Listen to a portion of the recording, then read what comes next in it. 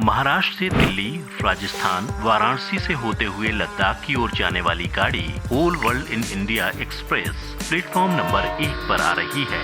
ये गाड़ी आपको इंडिया में वर्ल्ड टूर करवाएगी, जिसमें आज हम घूमेंगे लद्दाख की हसीन, ठंडी और डरावनी घाटियों से भरी वादियों में, फिरेंगे राजस्थान के आलीशान किलों और महलों में, नाचेंगे मुंबई की अय्याश सिटी लाइफ में, गाएंगे अपना राष्ट्रगान पंजाब के बाघा बॉर्डर पे,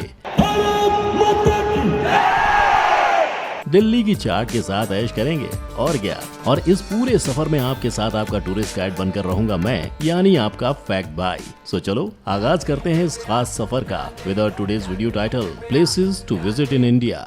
नंबर 1 महाराष्ट्र।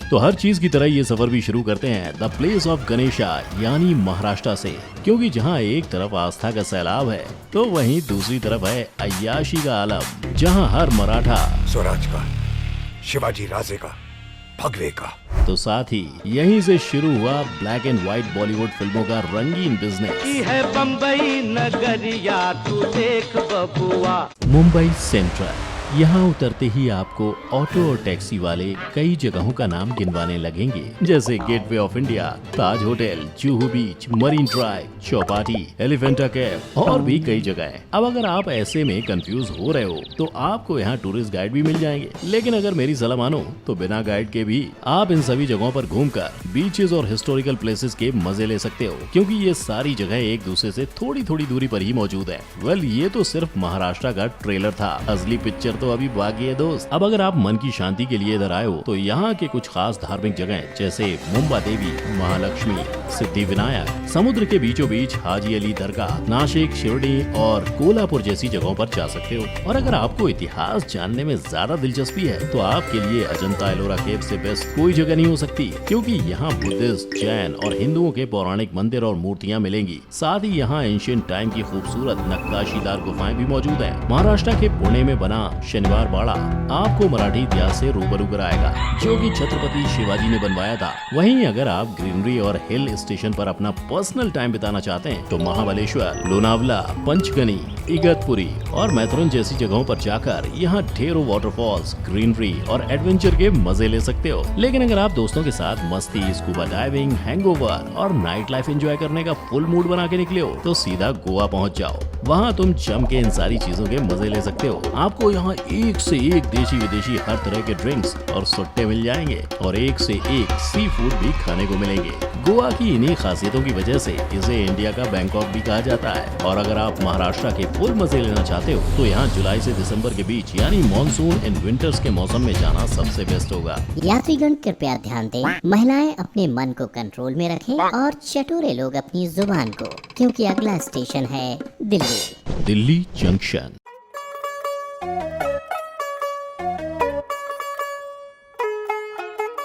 इस स्टेशन पर उतरते ही आपको होने लगेगी माउथ क्रेविंग, क्योंकि यहीं से शुरू होता है चांदनी चौक मार्केट, जहां मिलते हैं चटपटे और लजीज स्ट्रीट फूड्स, देसी घी के पराठे, किसी के थोपड़े जितनी बड़ी बड़ी रसीली करारी मावा जलेबी, चटपटी चाट और मलाई मार के लस्सी।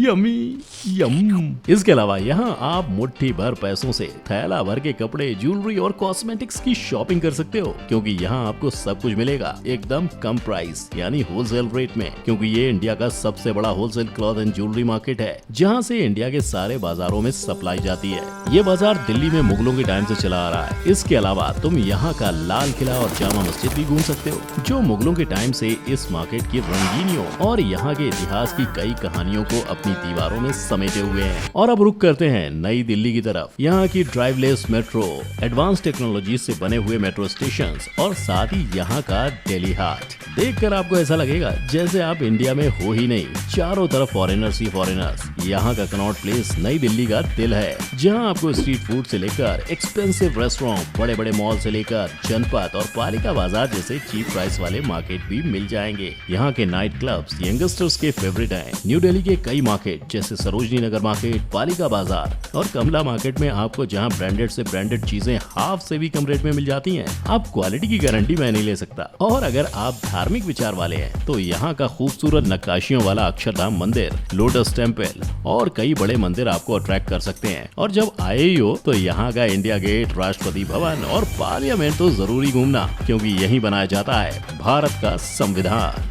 नंबर 3, राजस्थान। अगला स्टेशन है सिटी पैलेस, हवा महल, अजमेर शरीफ, पुष्कर। राजस्थान जिसने दिए भारत को बड़े बड़े रजवाड़े, आलीशान शाही महल, संस्कृति और पवित्र इतिहास, जहां माउंट आबू का खूबसूरत सनसेट पॉइंट और रेतीले धार के बंजारों के कबीले आपका मन मोह लेंगे, तो पिंक सिटी यानी जयपुर के सिटी पैलेस की शाही मेहमान नवाजी और हवा महल का खूबसूरत आर्किटेक्ट और चारों तरफ से आ रही हवाएं आपको यहाँ से वापस न लौटने को मजबूर करने लगेंगी। चित्तौड़गढ़ के किले में आज भी बसती है महारानी पद्मिनी की खूबसूरती।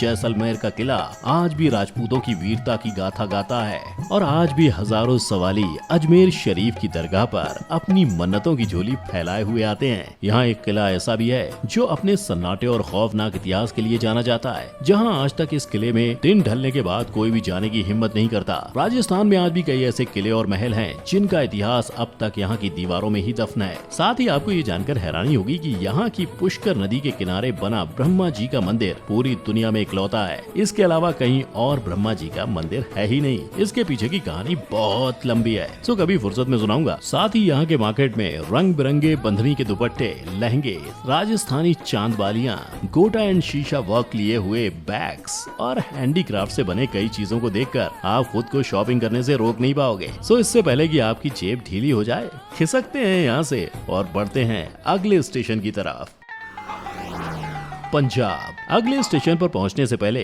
अपने पैरों और जुबान को जरा संभालना, क्योंकि यहाँ पहुंचते ही लोगों के पैर थिरकने लगते हैं और जुबान से लार टपकने लगती है, क्योंकि ये जगह ही ऐसी है। जी हाँ, मैं बात कर रहा हूँ बब्बा जी दा शहर पंजाब दी। ओ भाई, यहाँ के ढाबे दा लजीज खाना 5 स्टार होटल में भी नहीं मिलने वाला। और जी यहाँ का भांगड़ा डांस तो जी दुनिया भर में फेमस है। लेकिन जब तुसी इत्थे आओगे तो जी इस शहर नू कभी नहीं भूल पाओगे। एक और चीज, चंडीगढ़ में पानी के बीचों बीच बना ये गोल्डन टेम्पल अपने अंदर कई कड़वे इतिहासों को समेटे हुए है। दुनिया भर के लोगों में श्रद्धा की अलग जगाता है। तो वहीं रात के वक्त जब पानी में इसकी तस्वीर उतर आती है तो नजारा देखते ही बनता है। यहाँ के लंगर में हर रोज लाखों भूखों का पेट भरता है। मतलब यार गजब की खुशी मिलती है यहाँ का। और यहाँ से कुछ कदम की दूरी पर है जलियांवाला बाग, जिसकी दीवारों पर बनी पेंटिंग्स और गोलियों के निशान आज भी अंग्रेजों के खूनी धोखे की दास्तान चीख चीख कर सुनाते हैं। और यहाँ से कुछ ही कदमों की दूरी पर है पाकिस्तान और हिंदुस्तान के बीच बना बाघा बॉर्डर, जहाँ का फ्लैग ऑफ का नजारा देखने लोग दुनिया भर से आते हैं। और अगर आप यहाँ पर गए ना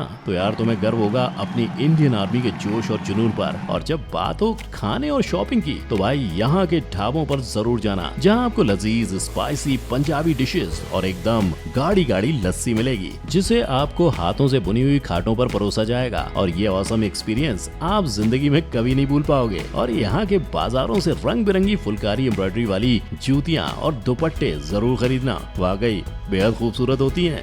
नंबर 5, बनारस। अगला स्टेशन है वाराणसी, जहाँ जीवन शुरू होता है गंगा मैया के आशीर्वाद से और इसी गंगा घाट पर खत्म होता है लोगों की जिंदगी का आखिरी सफर। सुबह शाम आस्था की नदी में डुबकी लगाते इस शहर का इतिहास सदियों पुराना है। इस शहर में कदम रखते ही आप ना चाहते हुए भी खुद को एक अलग ही रंग में रंगा हुआ देखेंगे। गंगा घाट की खूबसूरत आरती, रात के अंधेरे में धुनी रमाते अघोरी और भगवान शिव के मंदिर में जली हुई चिताओं की राख से होली खेलते नागाज, वाकई दिल दहला देने वाला नजारा जरूर होता है। लेकिन चाह कर भी आप खुद को इस रंग में रंगने से नहीं रोक पाओगे। अब वैसे तो ये शहर काफी पुराना है, लेकिन यहाँ की पान और बोली में आज भी बेहद मिठास है। यहाँ की बनारसी साड़ी देश विदेशों में बड़े ही महंगे दामों पर बिकती है। और अगर आप यहाँ की खूबसूरती के एहसास को अपने दिल में हमेशा के लिए संजोए रखना चाहते हैं तो कभी फुर्सत से जाइए और यहाँ की नावों में बैठकर चाय की चुस्की लेते हुए एक बार बोट राइडिंग कर लीजिए। जिंदगी में कभी नहीं भूल पाएंगे।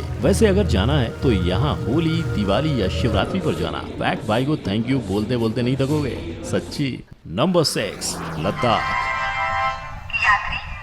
एक सवाल का जवाब दें, क्या आप बाइक चलाकर स्वर्ग में जा सकते हो? नहीं, बट मेरा जवाब है हाँ, क्योंकि अगला स्टेशन किसी स्वर्ग से कम नहीं है, जहां आपका स्वागत होता है मॉन्क्स की इन घंटियों से और यहाँ की खूबसूरत वादियां आपको अपने आगोश में भर लेती हैं। ये नजारा है इंडिया के स्विट्जरलैंड यानी लद्दाख का, जहाँ बर्फ से ढके पहाड़ों के बीच से गुजरती है लंबी और घुमावदार खाली सड़कें, जहाँ आप भरपूर बाइक राइडिंग के मजे ले सकते हो। यहाँ की खून जमा देने वाली ठंड के बीचों बीच है नुब्रा वैली, जो कि यहाँ का सबसे गर्म रेगिस्तान है। यहाँ पहुंचकर आप दो कुबड़ों वाले ऊंट की सवारी भी कर सकते हो और ढेर सारी शॉपिंग भी, जैसे pashmina shawl, organic skin care creams and lip balm और कई सारी ऐसी अनोखी चीजें जो आपको इंडिया के किसी और मार्केट में शायद ही मिलेंगी। यहाँ का पेंगोंग लेक, जिसे आप गौर से देखोगे तो इसका पानी धूप छांव की वजह से 4-5 रंगों का दिखता है और इसी लेक के किनारे बने हैं कई टेंट्स, जहां रुककर आप सनराइज और सनसेट के खूबसूरत नजारे का दीदार कर सकते हैं। और अगर आप एडवेंचर के दीवाने हो